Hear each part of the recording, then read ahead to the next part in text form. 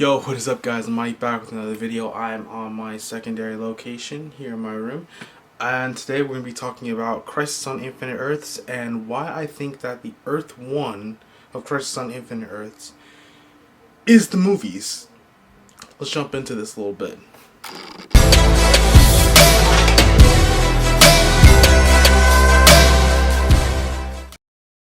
So, for those of you who don't know, brief explanation. I'm going to try to keep this under a minute. Crisis on Infinite Earths is a 5-part episode series based off a comic book series, one of 7 different crises that happened over the years. This godlike being called the Monitor was looking for heroes all across the multiverse. Of course, this ended up with our name brand heroes: Flash, Arrow, The Legends of Tomorrow, Supergirl, Batwoman, and of course Black Lightning. These guys came together in order to stop the Anti-Monitor, the villain of the 5 episodes, because he was trying to destroy all of the multiverse, everything that existed within life since the beginning of the universe, and replace it with his own dark, evil anti-universe. Brief summary? Cool, we got it. So, from here forward is pretty much all spoilers. Spoiler warning for everything Crisis on Infinite Earths and possibly everything going on right now within the series of the Flash, Arrow, Legends of Tomorrow, all the works. Just go ahead and just put that all on your bucket list. If you don't want any of those spoilers, don't watch this video. Please stay and watch this video. Anyway, so part 4 of the crisis and part 3 of the crisis ended with the entirety of the multiverse getting destroyed. But our heroes were able to survive by staying in the vanishing point, a place beyond time and space, yada yada yada. They eventually got out when Oliver Queen, who had died, returned as the Spectre, a also godlike being that is the ghost / phantom of the entire multiverse. Essentially, he was the key to them winning the Crisis on Infinite Earths, and he got all his friends out of the vanishing point, allowing Barry to tap into the full range of the Speed Force and take all of them to the dawn of time. Essentially, going all the way back to the beginning, taking it all the way back to the beginning of time, Doc. And they did that.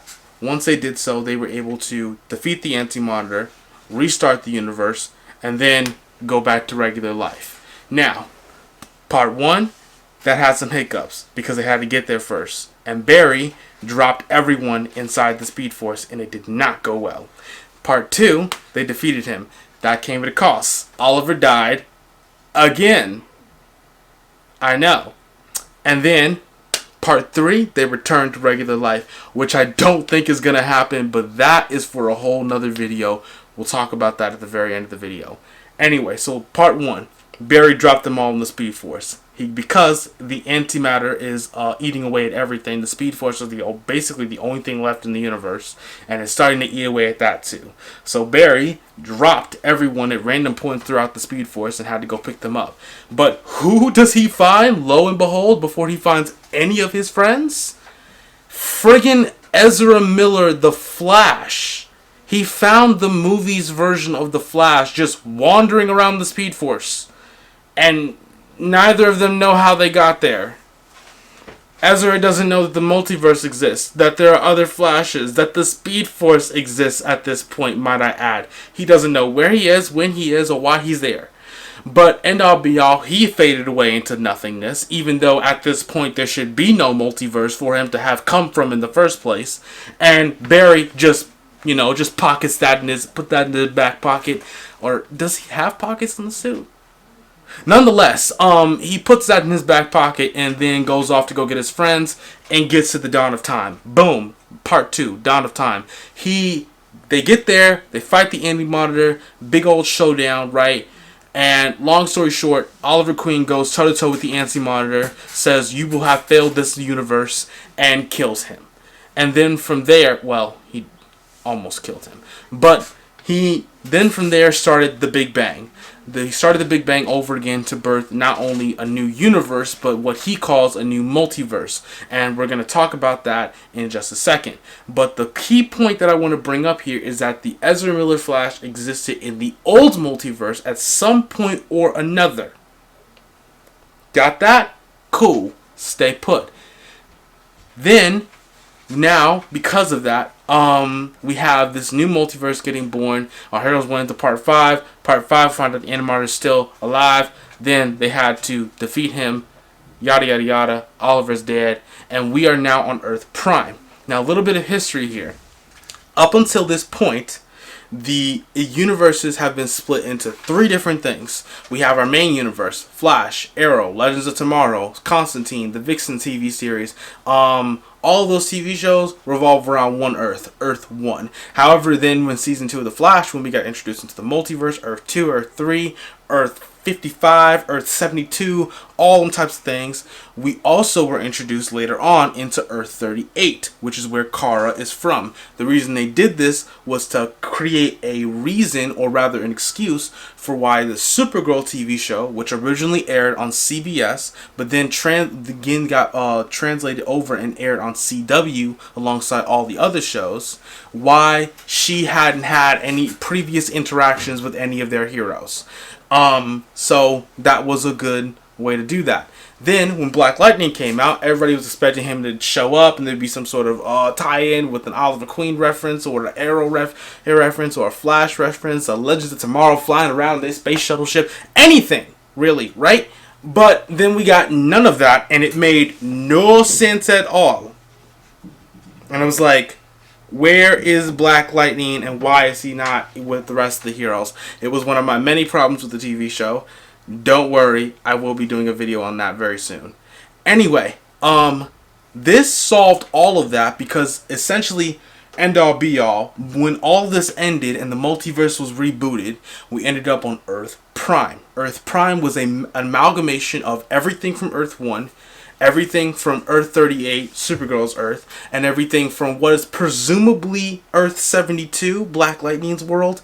We got a screen that showed Earth 72 getting erased, just as in another scene, what was his name? Pariah was bringing Black Lightning from his dying Earth to the fight, into the fight, to help them. But so it's presumed that it might be Earth 72, but that's not a concrete evidence. Anyway, those Earths were amalgamized together into what is now Earth Prime. As for all the other Earths, we did get to see a montage at the very end of the episode where Oliver Queen was talking about the multiverse and the dawn and the age of heroes. We got to see a cameo from Earth 2 showing Stargirl and the new Justice Society of America that's going to be airing pretty soon in May. And then we got to see Earth 12, Earth 96, I believe, and I believe there might have been something else. I feel like it was like a Tim Burton Batman reference. But essentially, that Tim Burton Batman reference, alongside Kingdom Come Superman, which was played by Christopher Reeves, but is also, might I add, Christopher Reeves is, not Christopher Reeves, Brandon Routh. Brandon Routh's character is from Superman Returns, which is the final movie of the Christopher Reeves series that he started and Brandon Routh ended. Whew! All that information being said, we have those two movies, those two separate movies from the olden days, back in the dark ages when no one thought we'd ever be here, in any shape, form, or fashion. And then with all of that, the last thing that really kicked it off for me was Earth 12. Earth 12, while it didn't show his face or any of the characters, it was a clear scene from the 2012 rendition of Green Lantern with Ryan Reynolds in it. So that's 3 movies and an upcoming TV show in our newfound multiverse that, might I add, our heroes have no idea exists. Now, remember what I said earlier about Ezra Miller's Flash showing up and how this is the basis of my theory? Scratch that. I don't think he showed up from a pre-Crisis universe, because that would have had to have been established. What I do think is that this is from the new universe. I think that he somehow managed to travel back. And the reason that he vanished instead of dying right then and there, or still somehow being staved behind the same way that even though Earth 1 is gone, all of our heroes are still alive, the reason that he vanished is because he was sort of like a preview of what's to come after the whole Big Bang thing and situation took place, because the Speed Force resides outside of space and time as well. Essentially, All that being said, Ezra Miller's Flash is our key point for being able to figure out that the DCEU and all of those movies exist somewhere within our universe. And what's the most likely situation for the universe they reside in? Well, giving the egotistical and more like bullying that the Warner Brothers and DC have been doing to the TV shows, I'm going to say Earth 1. Of course, the TV shows gave them a leg up, and I love it because if you understand this properly, the movies are Earth 1, but the TV shows are Earth Prime. So a little bit of back history so you can understand why this is so rich to me and so ironic. So first off, so I realize I talk way too much. This is the high-speed ramp of this ranting for the next, 8 minutes of the video. Essentially what I was going over was Earth 1 is not essentially the top dog in the multiverse. It's actually Earth Prime. That's where all the different Earths come from. So by the TV shows making themselves Earth Prime, they make themselves essentially better than the movies do, and that's essentially a one-up or a jab at them, ones that they don't really make at the movies very often. And it was very cool and very ironic, and I just loved it, and I talk about that for about 8 minutes. I'll leave a blooper version of that somewhere. Anyway, let's just get back to the end of this video. It's getting way too long over here. We're always better than you. I'm Mike, guys, of PK Studios. That is my thoughts and my theories. I think that Earth 1 is the movies and the TV shows contained within the CW multiverse now. And yep, my mouth is dry. I'm gonna go drink a glass of water.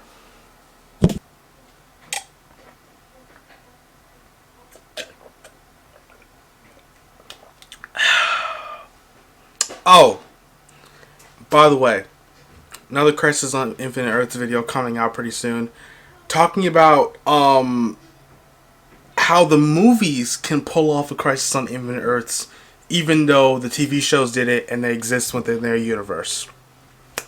That'll be coming out at some point in the future.